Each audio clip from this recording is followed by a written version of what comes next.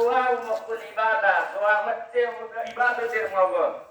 আপনি আমি সালামের প্রচলন করব, এর মধ্যে সবাই রাজি আছে নাকি কোন? ইনশাআল্লাহ।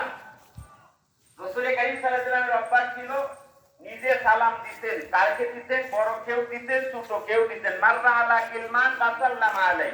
রাসূল একদিন রাস্তা দিয়ে যাইতেছেন, ছোট বাচ্চাদের সাথে সাথে সাক্ষাৎ হলো, নবীজি তাদেরকে সালাম দিলেন। অথচ সালামের নিয়ম হলো বড় ছোট কি দিবে? বড়কে সালাম দিবে। কিন্তু নবী আলাইহিস সালাতু ওয়াস সালাম দিলেন উম্মতের শিক্ষক, উম্মতকে শিখাবে, বাচ্চাদেরকে শিখাবে, ওই বাচ্চারা সালাম শিখবে। এজন্যই নবীজি ছোটদেরকেও কি করছেন? সালাম দিতেন। মাররা আলা গিলমান ফাসাল্লামা আলাই, তাদেরকে সালাম দিলেন।